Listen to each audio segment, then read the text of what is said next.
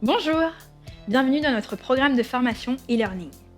Le royaume de Dieu est au cœur du message de Christ. Écoutons Franck Alexandre nous en parler. Soyez attentifs. J'aimerais aborder maintenant le message et la méthode de Jésus. John Stott a dit « Nous ne pouvons pas venir à Christ pour être justifiés tant que nous ne sommes pas tout d'abord venus à Moïse pour être condamnés. Mais dès que nous venons à Moïse, que nous reconnaissons notre péché, notre culpabilité et notre condamnation, il nous faut partir. Nous devons laisser Moïse nous envoyer vers Jésus. » J'aimerais faire aussi une lecture biblique qui se trouve dans l'évangile de Marc. Marc au chapitre 1er, à partir du verset 14, il est écrit « Après que Jean eut été livré, Jésus alla dans la Galilée, prêchant l'évangile de Dieu. Il disait « Le temps est accompli et le royaume de Dieu est proche. Repentez-vous et croyez à la bonne nouvelle. » Le thème central du message de Jésus fut la bonne nouvelle du royaume de Dieu. Prêcher la bonne nouvelle du royaume était le leitmotiv du Seigneur. Ceci apparaît clairement dans les évangiles. Matthieu, par exemple, utilise de façon pratiquement exclusive l'expression « royaume des cieux ». Et puis, il lui arrive d'utiliser tour à tour les expressions « royaume des cieux » et « royaume de Dieu ». Elles évoquent donc le même royaume. Dans Matthieu 19, versets 23 à 24, il est écrit, c'est Jésus qui s'adresse à ses disciples, « Je vous le dis en vérité, un riche entrera difficilement dans le royaume des cieux. Je vous le dis encore, il est plus facile à un chameau de passer par le trou d'une aiguille qu'à un riche d'entrer dans le royaume de Dieu. » Jésus prêcha la bonne nouvelle du royaume de Dieu. Dans Luc 4, verset 43, « Mais il leur dit, « Il faut aussi que j'annonce aux autres villes la bonne nouvelle du royaume de Dieu, car c'est pour cela que j'ai été envoyé. » Jésus prêcha aussi la venue du royaume de Dieu au travers de sa propre personne. C'est pourquoi nous prêchons le Christ d'ailleurs. Dans Luc 17, versets 20 à 21, les pharisiens demandèrent à Jésus « Quand viendrait le royaume de Dieu ?» Il leur répondit « Le royaume de Dieu ne vient pas de manière à frapper les regards. On ne dira point « Il est ici » ou « Il est là », car voici, le royaume de Dieu est au milieu de vous. » Dans Matthieu 4, verset 17, dès ce moment, Jésus commença à prêcher, c'est-à-dire, il disait « Repentez-vous, repentez-vous, car le royaume des cieux est proche. » Et puis Jésus manifesta les œuvres du royaume. Dans Matthieu 4, verset 23, Jésus parcourait toute la Galilée, enseignant dans les synagogues, prêchant la bonne nouvelle du royaume et guérissant toute maladie et toute infirmité parmi le peuple.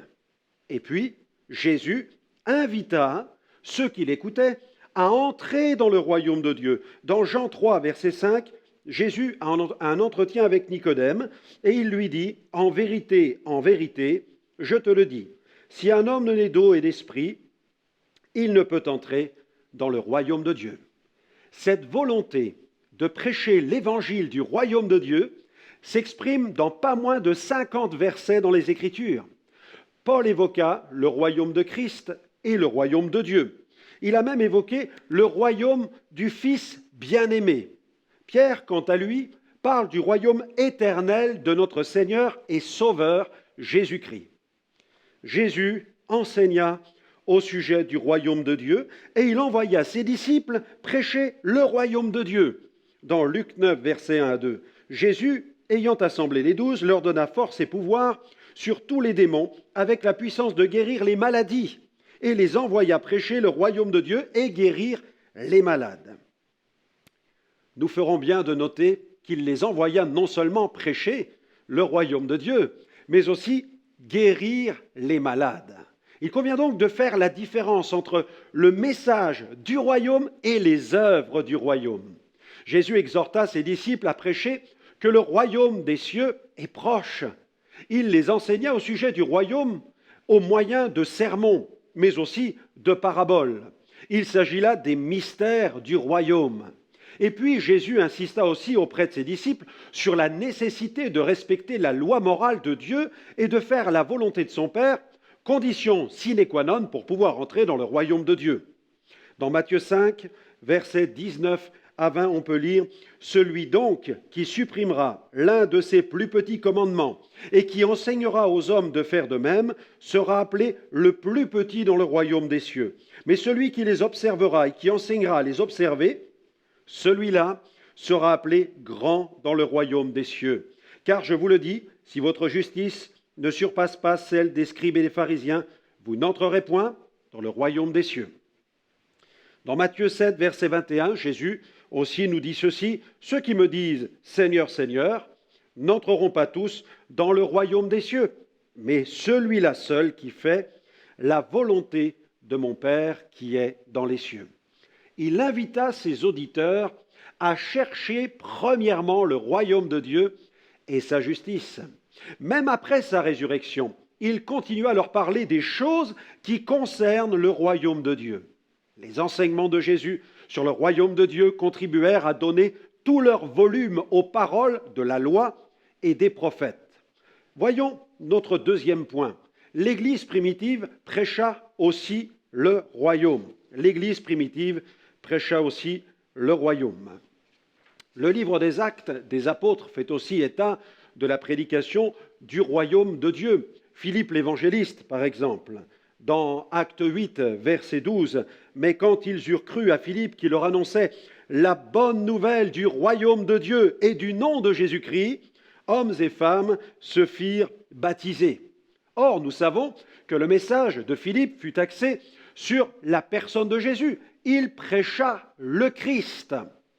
L'apôtre Paul, quant à lui, il édifia les premières communautés chrétiennes et il les encouragea. Il encouragea les croyants à persévérer dans les épreuves. Dans Acte 14, verset 22, fortifiant l'esprit des disciples, les exhortant à persévérer dans la foi et disant que c'est par beaucoup de tribulations qu'il nous faut entrer dans le royaume de Dieu.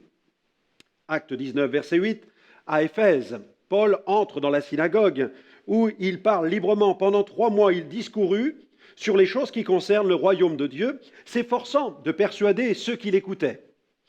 Lorsqu'il fut emprisonné à Rome, Paul reçut aussi la visite de quelques juifs pieux. Dans Acte 28, verset 23, Paul leur annonça le royaume de Dieu en rendant témoignage et en cherchant, par la loi de Moïse et par les prophètes, à les persuader de ce qui concerne Jésus. L'entretien dura depuis le matin jusqu'au soir. Notons bien ceci, il a prêché le royaume de Dieu de cette manière, en rendant témoignage et en cherchant à les persuader, en s'appuyant sur la loi et sur les prophètes. Ce passage nous éclaire davantage sur le contenu du message du royaume de Dieu et la façon de le communiquer.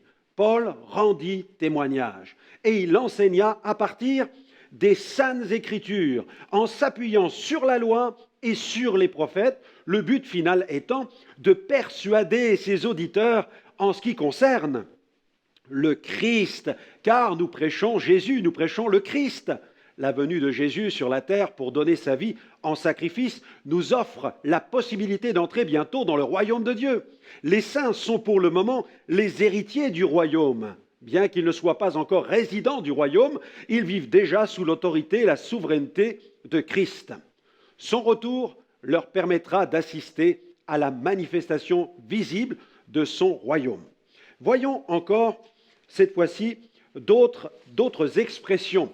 Le mot « évangile » traduit du grec signifie « bonne nouvelle ». Dans le Nouveau Testament, il désigne le message, la bonne nouvelle que Christ et ses apôtres ont annoncé. Ce message est appelé l'évangile de Dieu. Ce sont les expressions que nous rencontrons dans la Bible. L'évangile de Dieu, nous avons aussi l'évangile de Christ, nous avons encore la bonne nouvelle de la grâce de Dieu, l'évangile de paix, l'évangile du salut, le glorieux évangile. Il a été annoncé même par le Seigneur et il est aussi appelé l'évangile du royaume. Les apôtres le prêchèrent à leur tour. C'est ce que nous enseignent les Saintes Écritures. Les évangélistes également ont prêché l'évangile du royaume. Il est, selon l'apôtre Paul, la puissance de Dieu pour le salut de quiconque croit. L'évangile est aussi appelé l'évangile éternel. L'évangile est éternel, il est immuable. C'est le message de la réconciliation avec Dieu au moyen du sacrifice de Jésus-Christ. Pas question de modifier son contenu. Monsieur Tozer a dit « Le néo-christianisme, qui semble le plus populaire aujourd'hui et certainement le plus agressif, est très prudent quant au fait de s'opposer au péché. Il gagne les foules en les amusant et en cachant ce qu'implique le message chrétien. » Regardez ce que Paul déclare dans sa deuxième épître aux Corinthiens, chapitre 2, verset 17.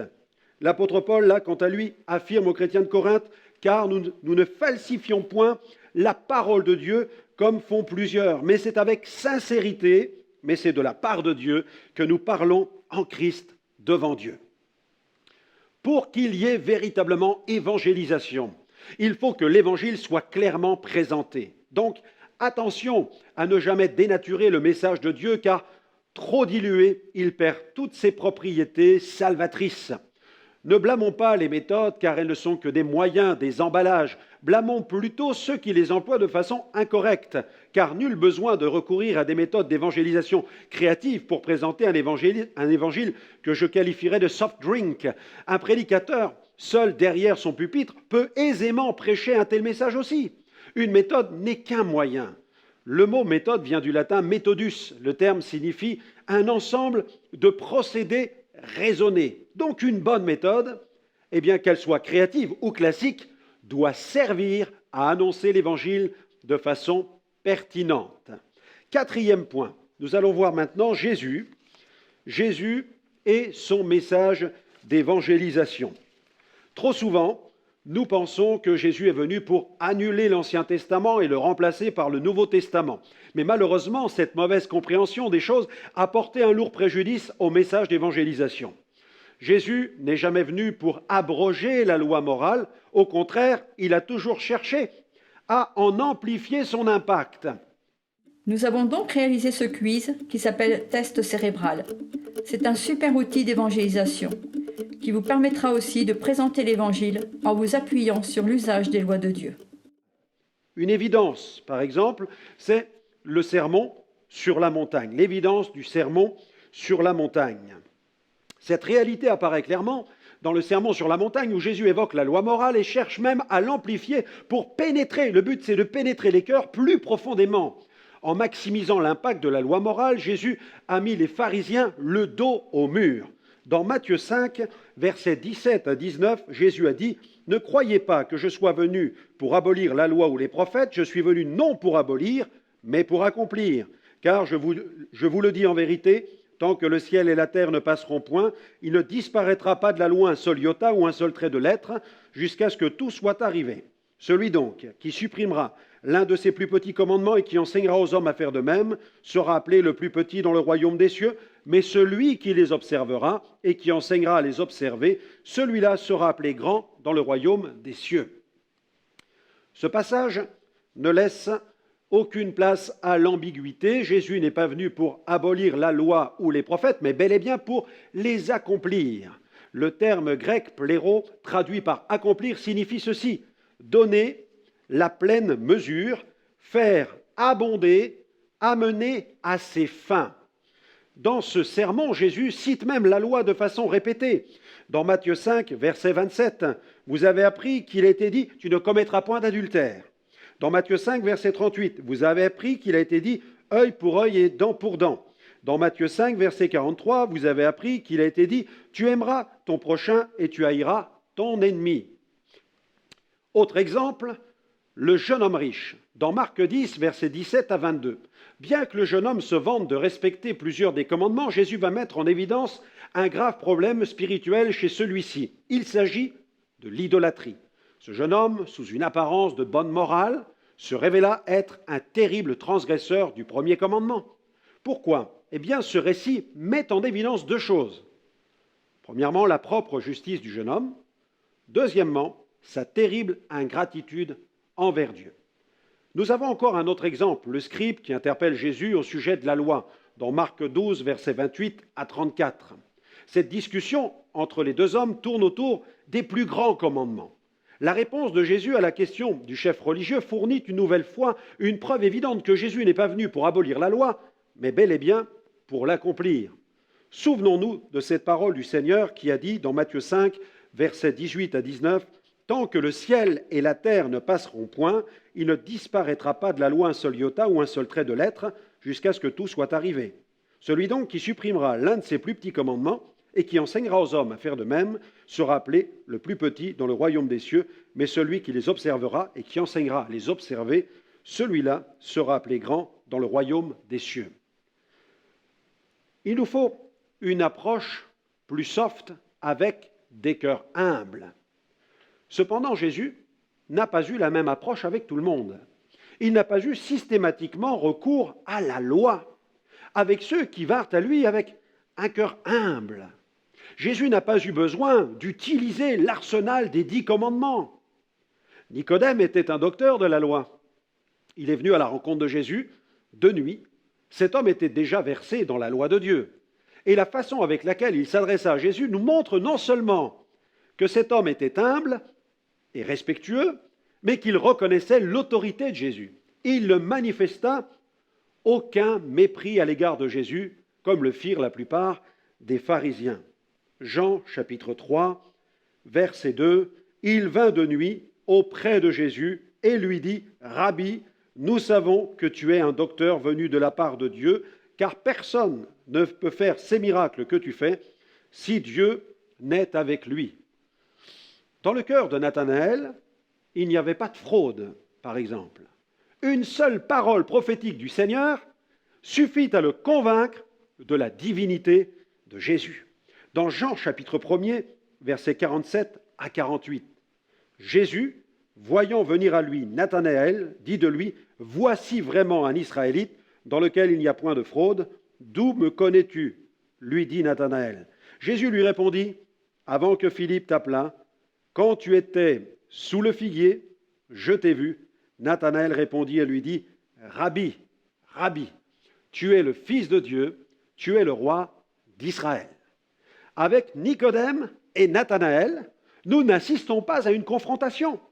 L'approche du Seigneur est beaucoup plus soft, beaucoup plus tranquille, beaucoup plus mesurée, beaucoup plus précise, parce que leurs cœurs sont ouverts. Il ne cherche pas à les convaincre de péché, car il a devant lui des individus dont le cœur est déjà bien disposé. La femme adultère et le brigand sur la croix sont, quant à eux, profondément convaincus de péché. Et Jésus n'insiste pas davantage sur leur culpabilité. Le royaume de Dieu est proche, et pour y rentrer, Jésus nous exhorte à faire la volonté du Père. Puissions-nous dire comme le psalmiste, « Il éveille chaque matin, il éveille mon oreille pour que j'écoute, comme écoutent des disciples. » Dieu vous bénisse.